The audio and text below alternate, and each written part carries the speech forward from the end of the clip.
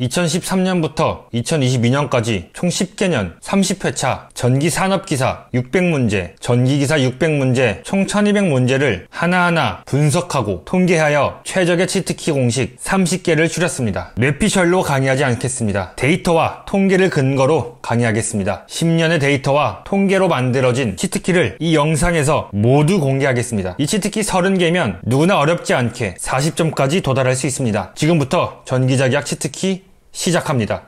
자, 전기자기학 치트키 두 번째 시간입니다. 자, 각설하고 우리 7번째 치트키부터 바로 들어가 볼게요. 7번째 치트키는 평행판 콘덴서의 정전 용량 C에 관한 내용입니다. 우리가 평행판 콘덴서라는 것을 이렇게 그릴 수가 있겠죠. 평행판의 면적을 S라고 하고요. 평행판 사이의 간격을 D라고 하고, 평행판 사이에 삽입된 유전체의 유전율을 우리가 엡실론이다 라고 해볼게요. 그렇다면 이 평행판 콘덴서의 정전 용량 C는 엡실론 D분의 S 페럿이라고 쓸 수 있겠죠. 자, 이때 이 평행판 사이의 유전체를 우리가 한번 변화를 줄 겁니다. 첫 번째 경우는 간격 D를 나눠줍니다. 자, 결론부터 말씀드리면은 간격 D를 나누면은 평행판 콘덴서 두 개를 직렬로 연결한 것과 동일한 형태가 됩니다. 자, 이렇게 봤을 땐 이해가 안 되니까 우리가 그림으로 한번 살펴볼게요. 자, 이거 그림 그대로 한번 가져와 볼게요. 자, 이 그림에서 간격 D를 지우고 간격을 나눈다 그랬으니까 여기 절반 정도를 우리가 D1 그리고 나머지 부분을 D2라고 간격을 두 개로 나눕니다. 간격을 나누면은 우리가 유전체를 간격에 따라서 두 개의 종류로 나눠봐야겠죠. 이렇게. 자, 그리고 위에 유전체를 이렇게 노란색으로 칠해보고 아래 유전체를 이렇게 파란색으로 칠해볼게요. 자, 그리고 위쪽 노란색 유전체의 유전율을 우리가 엡실론 1, 아래쪽 유전체를 엡실론 2라고 한번 해보겠습니다. 자, 그렇다면은 위에 노란색 쪽의 컨덴서의 정전 용량은 C1이라고 한다면은 엡실론 1 D1분의 S가 되겠죠. 그리고 자, 아래쪽 유전체의 정전 용량 C2는 엡실론 2 D2분의 S가 되겠죠. 간격 D를 나누는 것은 직렬으로 판단하기 때문에 합성 정전 용량 CT는 우리가 C1 더하기 C2분의 C1 곱하기 C2 페럿이라고 계산할 수 있게 됩니다. 그래서 이것이 우리가 첫 번째 가져가야 될 내용이고요. 두 번째는 우리가 간격 말고요. 평행판의 면적 S를 나눕니다. 자, 결론부터 말씀드리면 이렇게 하면은 컨덴서를 우리가 극렬 연결한 것으로 해석을 하게 됩니다. 다시 한번 이걸 그대로 가져와 볼게요. 그림을. 이번에는 우리가 면적을 나눈다 했으니까 면적을 한번 지워보고요. 면적을 이렇게 나눴다라고 하겠습니다. 왼쪽의 유전체를 우리가 노란색으로 칠하고 우측 유전체를 파란색으로 칠해볼게요. 좌측의 유전체의 유전율을 엡실론 1, 우측의 유전율을 엡실론 2, 그리고 좌측의 평행판의 면적을 S1, 우측을 S2라고 해보겠습니다. 자, 그러면은 첫 번째 이 친구의 정전 용량을 우리가 C1이라고 한다면은 엡실론 1 D분의 S1이라고 쓸 수 있고, 자, 두 번째 정전 용량 C2는 엡실론 2 D분의 S2라고 할 수 있겠죠. 컨덴서의 병렬 합성 정전 용량 CT는 우리가 C1 더하기 C2라고 쓸 수 있게 됩니다. 두 번째로는 자, 면적을 나누면은 병렬이고 정전 용량을 이렇게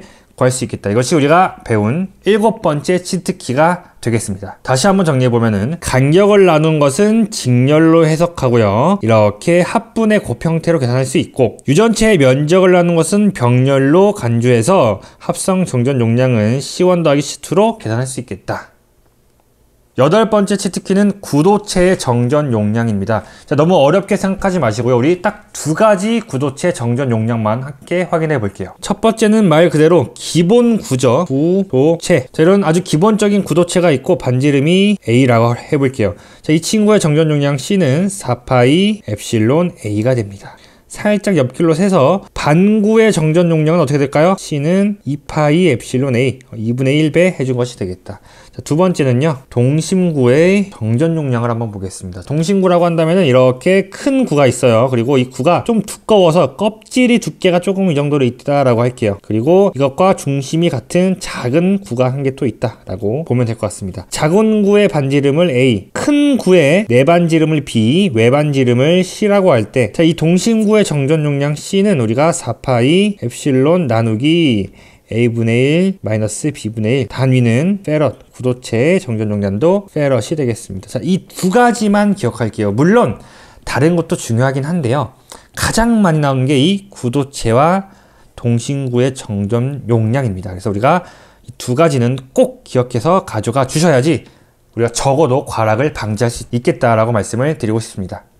9번째 치트키는 선도체의 정전 용량입니다. 여기서 우리가 세 가지 정리해 볼 텐데요. 첫 번째는 동심 원통에 대해서 한번 이야기를 해볼게요. 동심 원통은 우리가 두루마리 휴지 기억해 보면 되겠습니다. 안에 있는 원통의 반지름을 A라고 하고요. 밖에 있는 원통의 반지름을 B라고 했을 때 정전 용량 C는 ln A분의 B분의 2파이 엡실론이 됩니다. 그리고 자, 전선, 도체 이런 원통 형태의 정전 용량의 단위는 항상 페럿 퍼 미터가 된다. 자, 이게 의미하는 게 뭐예요? 단위 길이당 정전 용량, 즉 이거 1m당 정전 용량이 얼마냐라는 것을 나타내는 것이죠. 두 번째는요, 평행 도선 사이입니다. 이렇게 도선이 두 개가 있다고 볼게요. 도선의 반지름이 A이고 두 도선의 간격을 D라고 했을 때 도선의 정전 용량 C는 ln A분의 D 분의 파이 엡실론, 단위는 페럿 퍼 미터가 됩니다. 자, 세 번째입니다. 도선과 대지 사이입니다. 반지름 A인 도선이 있고요. 도선과 H미터만큼 떨어진 대지가 있을 때 이 둘 사이의 정전 용량 C는 ln A분의 2H 2파이 엡실론이 된다라고 볼 수 있겠죠.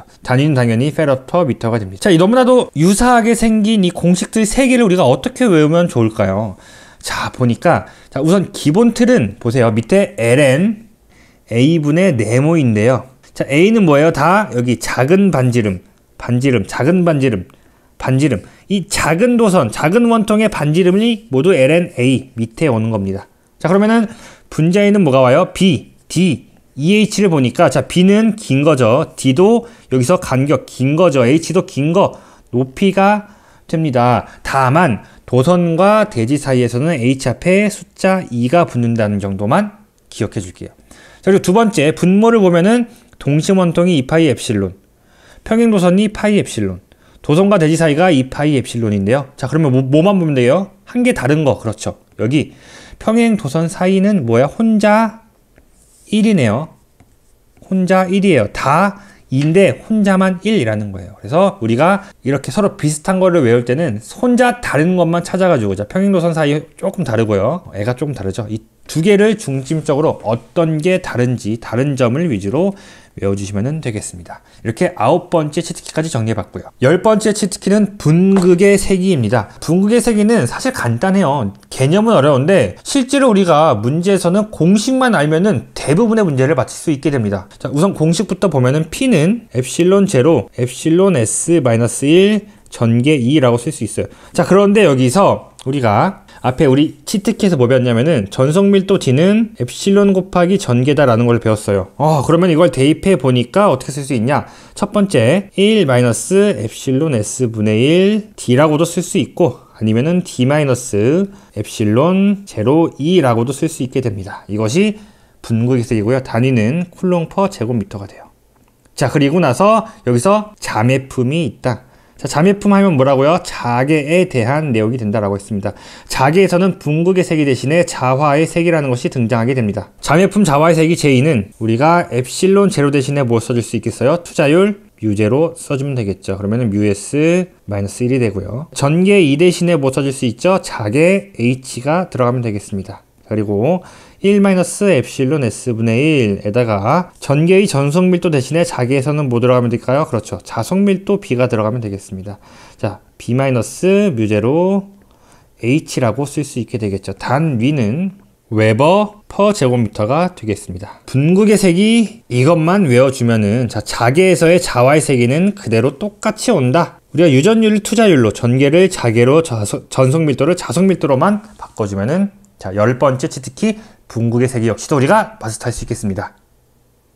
11번째 치트키는 경계 조건입니다. 첫 번째는 우리가 유전체의 경계 조건 3가지만 볼게요. 첫 번째, 유전체의 경계 면에서는 2원 사인 세타 1은 2 사인 세타 2와 같다라고 할 수 있겠습니다. 자, 이것을 우리말로 해석해 보면은 전개의 접선 성분이 연속이다, 다른 말로는 같다라고 할 수 있습니다. 자, 두 번째, D1 코사인 세타 1는 D2 코사인 세타 2가 됩니다. 우리말로 해석하면은 전속의 법선 성분이 연속이다 또는 같다라고 표현할 수 있겠습니다. 세 번째 식은 탄젠트 세타 1 나누기 엡실론 1은 탄젠트 세타 2 나누기 엡실론 2와 같다라는 것이 되겠습니다.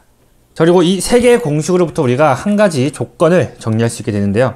자, 만약에 if 엡실론 1이 엡실론 2보다 크다면 우리가 관계식을 세울 수 있어요. 첫 번째, 세타 1이 세타 2보다 크게 되고요. 자, 두 번째, D1, D2보다 크게 됩니다. 자, 그런데 중요한 건 여기서 뭐냐면은, 자, 여기 보면은 엡실론 1, 세타 1, D1이 크죠? 그런데 전개는 E2가 크게 됩니다. 전개는 E1이 아니라 E2가 더 크게 돼버려요. 자, 이거 조금만 위로 올려볼게요. 이렇게.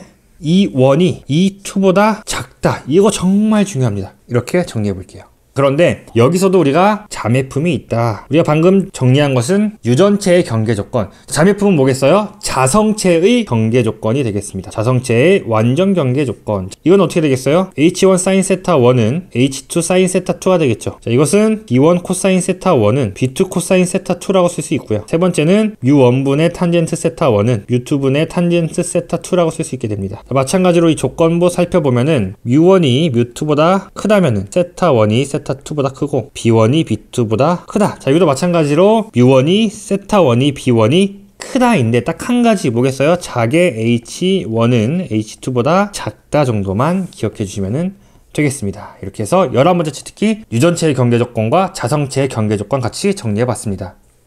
아쉽게도 오늘 마지막 12번째 치트키입니다. 벌써 12번째예요. 우리 30개 하면은 끝나는데 벌써 절반 가까이에 왔습니다. 여러분들 잘 따라오고 계시고 있습니다.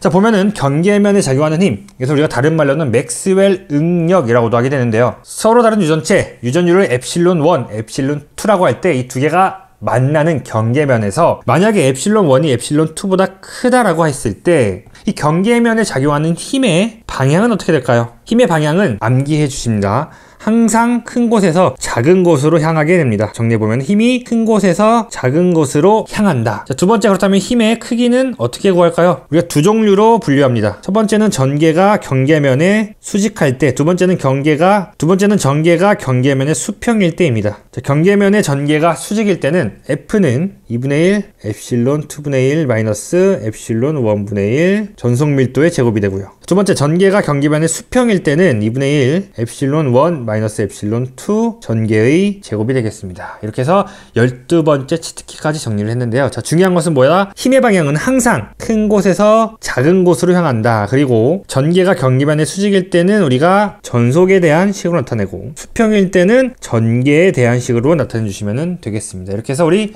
12번째 치트키까지 오늘 정리를 해봤습니다. 어떠신가요? 할만한가요?